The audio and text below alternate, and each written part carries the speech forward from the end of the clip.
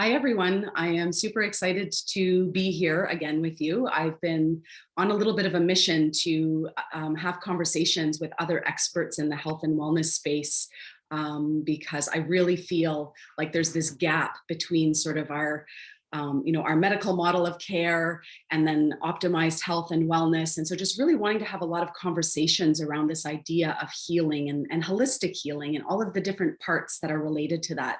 So today I'm super excited to be sitting here with Ouida Pihulyk, a spiritual director, a certified expressive arts practitioner, an educator, a consultant, just aware of so many hats. So thank you so much for being here today, Ouida.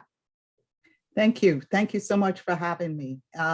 It's great to be here and for us to start paying attention to attending to our souls, an area that maybe has got a little less attention than the other areas. As you say, Christina, I'm an ordained non-denominational minister and a certified spiritual director and expressive arts practitioner. I just want to say a little bit about what spiritual direction is, and that it's an ancient, centuries old practice that it's a helping, healing ministry. And it usually refers to one person accompanying another person or a group of people on their journey to help them discern the movements of God in their lives, or the movements in their lives. What are the moments and what do those moments mean? So we tend to, as spiritual directors, embrace the art of noticing. We notice what's going on in their lives and help them to answer that question. What is happening? What do these unconnected, disconnected dots mean? So we're often called soul companions or journey guides. And one key point is that our focus is not clinical or therapeutic or even diagnostic or prescriptive, but it centers around this formational, transformational growth that we all aspire to. So conversations often are about purpose, meaning, and folks sometimes come and ask, what do you think my next steps are? Sometimes it's discerning between a career change, a life change. And so that's generally how we meet and speak to others. Amazing. Wow. I love so many things that you just said right there. And I think it's such a fascinating topic and area of study and practice, and really do recognize in conversations that I have coming from a much more clinical diagnostic sort of background, that these are big pieces. These are big conversations, that our purpose and meaning is underlying so many of the things that we're feeling and are thinking. And so, yeah, how can we not be talking about this? How can this not be sort of part of our conversations? And even just in terms of creating awareness, just building a practice of awareness about this idea of connecting within, in order to, be able to connect to something larger. So anyway, thank you for sharing that. And Ouida, why do you think that this work is so important? I think mostly it's important for a couple of reasons, if not a great slew of reasons, but we're always trying to align ourselves to the greater world in some way, or the greater world to ourselves. And so this sort of constant aligning can be loud in some people and can be silent in some people, but definitely undergirds our understanding of who we are in the world.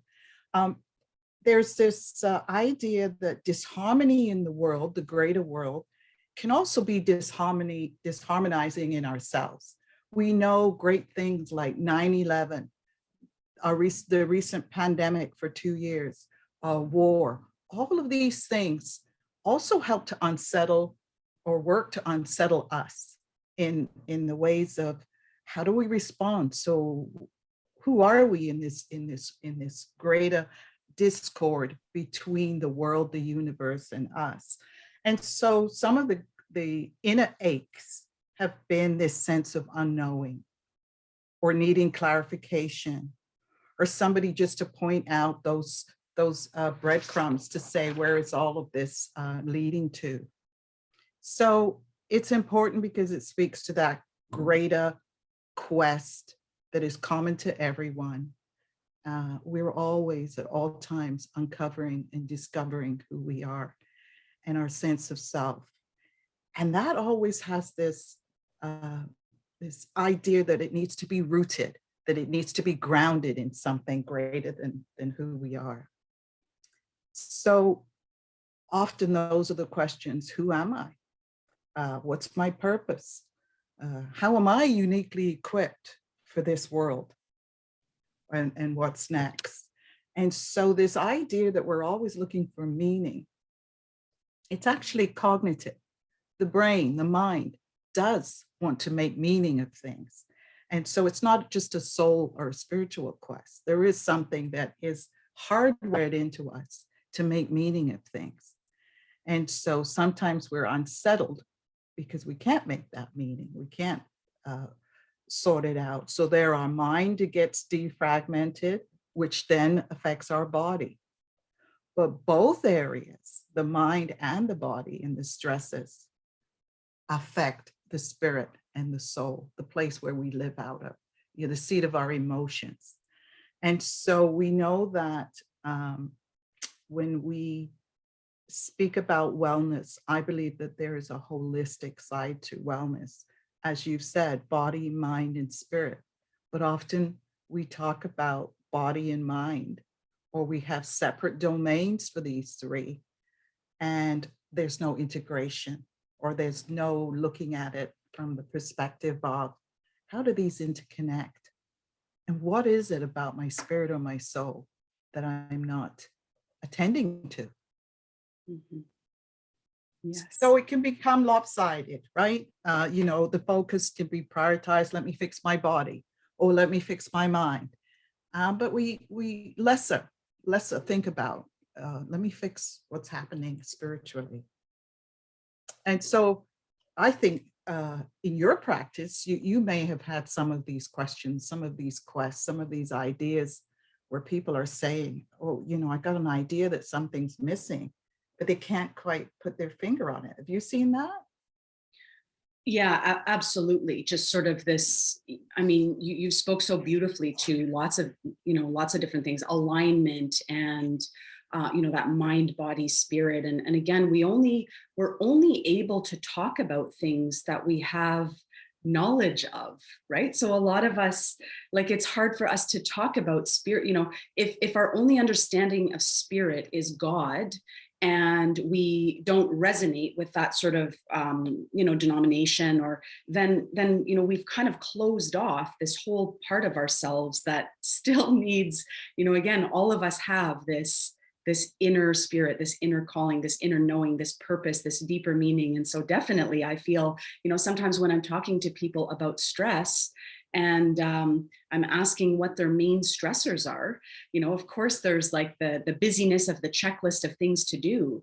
But then when we think, like, when what someone says is, actually, I'm just struggling to find meaning in my life right now. My kids are of an age where I'm not sure what my next step is. Or, I'm about to retire and my identity has been so locked up in this role. And then all of a sudden there's this big, massive underlying piece to the equation that we think, yeah, that is a massive stressor. If we don't feel like our lives have meaning, if we don't know what it is that we're working towards, then it can be very hard to take care of our bodies and to keep our minds at peace if ultimately we don't have that trust, or we don't have that connection with something that's larger, or that's recognizing that we all have gifts to bring into the world, right? That we have this precious life to live. And so, yeah, I think that it definitely is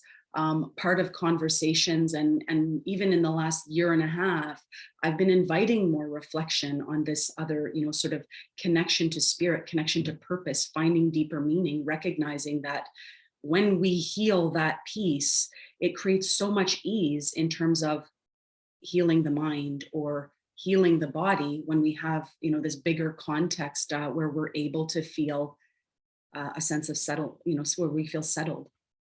Right, Mhm. right. Yeah. So definitely, yeah, I think that it is, and especially as you alluded to, especially when we've got a lot going on in the external environment that's unsettling. Um, we all have this ability to choose things that are comforting within, and so being able to find those things, being able to connect and lean on those things, is a fabulous tool for each of us to be able to access, right? But it's not sort of like it's just there or it's not there. We have to work for it. We have to make time and space, just like everything, right? Just like our making Mhm. our lunch or getting to bed at a certain time. We also have to make time for cultivating a relationship with spirit. So um anyway, I could go on and on, but yeah. So on that, how do you, Ouida, how do you feel like we can cultivate a better relationship with our spirit? Yeah, and first we have to acknowledge that it is a part of us, as you've said. We are this trinity of body, mind, and spirit. And secondly, we have to focus our attention on it, like you said. So acknowledging, yes, that we are made up of this spiritual side and that we also should focus our attention on it. So I tell people, it's just not about a religious affiliation. This, I may have found that as a container for my spirit, Mhm. but others may find other ways. And so it's not about asking people to become believers when I meet with people. I'm asking them to develop and embrace a rule of life. I'm asking them to think about practices that will help ground them, self-soothing practices. Like we so often neglect ourselves in what does it take to calm our terrible, a child who's in their terrible twos. And we know the formula, but what does it take to center or calm yourselves? So create your own catalog of personal spiritual disciplines, the things that soothe your soul, that quiets your inner storms. And for some, that is about returning or staying with organized religion. For others, it may be a relational gap. How are things between you and others? We carry a lot of unforgiveness, bitterness, strife. These things we carry in ourselves can be damaging to our spirits, can be negative to our souls. And so there may be a necessity to reconnect with others or reconnect with the creator, the community, and also self. A lot of that unforgiveness is things that we have not um, dealt with in ourselves in terms of carrying guilt, negative cognitive distortions, all this self-speak that we do. All of this is clearing the clutter out of our spiritual selves. So there's many spiritual practices that are common across faiths, across denominations. Mindfulness is a spiritual practice. And so these all can encompass things like moments of withdrawing, where you take yourself into a quiet place, silence and solitude, moments where we do self-examination, prayer, meditation, music, any of those practices. Some people do a gratitude journal. So writing sometimes helps us to focus inwards on what's happening, stopping and asking ourselves, what's going on? There's a great question that I often ask my people to ask themselves throughout the day. Where are you? Just stop in the midst of the day and say, where am I physically, mentally, spiritually? Where am I? And if we can focus on those rhythms and stop, we can get out ahead of them. For some, coming to deeper meaning comes from, some of life's crises. We sort of trundle along, and until, major illness, death in the family, pandemic, the war, until these things come, then we start to get unsettled because we haven't had these practices. Mhm. We have not found the self-soothers, the way we center. We're not holding on to anything. We're not grounded. And so that's what usually will sort of discombobulate us Mhm. and really take us to a place where it's hard to breathe. It's hard to climb back out of. And so if we develop these practices beforehand, then we will have tools. Mhm. We will have the tools to nurture, to nourish, to reignite our inner souls. Amazing. Yeah. I love that. And I love that you were talking about, spirituality being finding things to self-soothe. I think that's just such a beautiful, simple thing that all of us can digest. It's just Adrienne Mishner, who's, has her yoga channel, Yoga with Adrienne. Her tagline, "Find what feels good," is a quote that I use a lot, because I really think that if we just keep finding what feels good, if we just keep thinking about what feels good and aligning with that and asking ourselves, and as you said, checking in, where am I? Where are you? These are little questions, and yet such big questions, because they allow us, they open the door on making time and carving out space for something that then we're able to create and grow, right? And cultivate a relationship where we're looking at taking better care and nourishing and nurturing. And so anyway, I love everything that you just said, Ouida. So thank you for sharing those sort of like tips and tools in terms of connecting to Mhm. spirit. Mhm.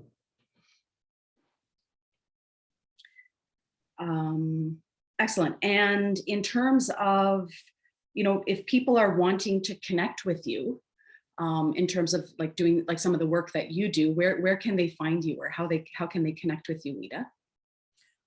They can connect with me on my website, which is sacredingenuity.com. And we do have a variety of different workshops.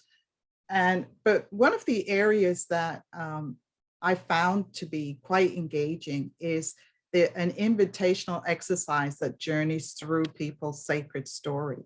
And many have found that to be quite eye-opening. And it's a first step to recognizing meaning in their lives. When we do what I call a graced history, when we go back over our life and we look at key points, it doesn't have to be your entire life, but key points where turning points or places where you made decisions. And this journeying can often give you what you need to realize that you have a unique story and that things have been working out well. And even I talk about the closed doors being just a bigger blessing as the open doors. Where are those places where you thought you were supposed to go through a job change, a geographic change, and it looks so beautiful, but it didn't happen. And sometimes we can read that as a disappointment. So in the telling and the retelling of our stories, we get more clarity. And it's amazing how just the workshop that I do on that can really be the foundational in a healing. Stories are as old as time, and like oral tradition. And the beauty of telling stories in group is found in every culture and every tradition. And each person's story heals the other person's story. So that's an upcoming workshop that I hopefully we will be working on together, and that we will be able to introduce to others. And a great grounding, a great place for each of us to share at our own comfort level. But I do have some fun literary different prompts that we can use to get us going. And and again, a good starting point for us to Yes. take a sort of inventory of our sacred story. Yeah. I love that. And I have done some of that work, not necessarily, the sacred story, but just in terms of creating the timeline. I know that was one of our assignments in third year at the naturopathic college. And I remember how profoundly healing it was, and the things that my mind wanted to focus on in terms of this timeline. Sometimes you think, I mean, and even listening to it with my kids, right, where they're thinking about like that thing that they remember when they were 8 years old, that I think it seemed so insignificant, and yet for them it was monumental. And so I think it is very interesting in cultivating a better relationship with ourselves to be able to reflect on, like you said, you know, the open doors, the closed doors, all of it, connecting dots to realize that we've landed right here, right now, exactly where we're supposed to be. Supposed to be, yeah. With Mhm. the beauty of being able to, yeah, reflect on that personally, but then, as you said, sharing that story with others and allowing others to heal through storytelling, I think is just such a beautiful practice, and I really do look forward to that workshop. So anyway, thank you so much for your time. And Thank you.